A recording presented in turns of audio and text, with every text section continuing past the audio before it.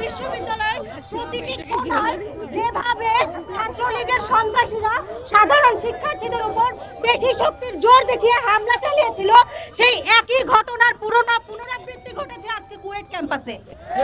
আজকে কুয়েট ক্যাম্পাসে ছাত্রদল এবং স্থানীয় বিএনপি তারা ক্যাম্পাসের ভিতরে ঢুকে ছাত্রদের উপর নির্মম আক্রমণ চালিয়েছে। কুয়েটের শিক্ষার্থী থেকে শুনতে পাচ্ছি তারা পোস্ট করছে এভাবে, মিনিটে মিনিটে একজনের মাথা ফাটছে। এই ধরনের ঘটনা আমরা এই বাংলাদেশের 5 আগস্টের পরে কখনো প্রত্যাশাই করি নাই। কিন্তু দুঃখের বিষয় হলো এই যে এখনো পর্যন্ত যেই দল ক্ষমতায় আসে নাই তারা এখন থেকে পেশি শক্তির চর্চা করছে, যা আমাদের জন্য আগাম বার্তা দেয় তারা ক্ষমতায় আসলে বাংলাদেশে যারা সরকারের সমালোচনা করবে, যারা ক্ষমতার বিরুদ্ধে দাঁড়াবে তাদেরকে কিভাবে শায়েস্তা করা হবে পেশি শক্তির জোর দিয়ে।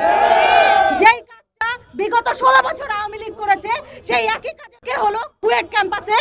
আমরা রাজু ভাস্কর্যের পাদদেশে দাঁড়িয়ে এটা ঘোষণা করতে চাই, এই বাংলাদেশ 16 বছরে আওয়ামী লীগের যে ফ্যাসিবাদী কাঠামোর বাংলাদেশ না, এই বাংলাদেশকে আমরা ফ্যাসিবাদ মুক্ত করেছি। যারা পেশি শক্তির জোর দেখিয়ে আবার ওই বাংলাদেশে ফ্যাসিবাদ কায়েম করতে চাইবে সবাইকে এই বাংলাদেশ থেকে বিনাশ করা হবে। ইনকিলাব জিন্দাবাদ। বোনদের শরীর থেকে এভাবে নির্মমভাবে রক্ত ঝরছে, যেটি আমরা কখনোই প্রত্যাশা করিনি।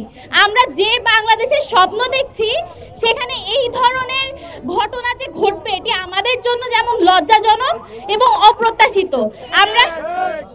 আমরা কোনোভাবেই চাই না এই ধরনের ঘটনার পুনরাবৃত্তি ঘটুক, এই জন্য আমরা এখানে দাঁড়িয়েছি, আমরা এটিকে রুখে দিব। এই ধরনের ঘটনা আমাদের বাংলায় যেন আর না ঘটে, এর জন্য যা যা করতে হয় আমরা করব। আমার সোনার বাংলায় আর যেন কখনো রক্ত না ঝরে, আমরা তার জন্য যা যা করতে হয় তা করব। এই যে আজকে আমরা যে ঘটনাটি দেখলাম এটি কিন্তু সেই পুরনো ফ্যাসিবাদী স্টাইলকে মনে করিয়ে দেয়, যেখানে তাদের কথার বাইরে গেলে বা তাদের বাইরে গিয়ে কিছু বললে যেভাবে হামলাটি তারা করতো সেই একই হামলা আমরা আজও দেখতে পাই। এই হামলা সেই পুরনো আমলকে মনে করিয়ে দেয়। আমরা সেই আমলে থাকতে চাই না, আমরা চাই নতুন বাংলাদেশের স্বপ্ন দেখতে এবং সেখানে আমাদের প্রতিটি নাগরিক নিরাপদ থাকবে, আমার ভাই বোনেরা নিরাপদ থাকবে।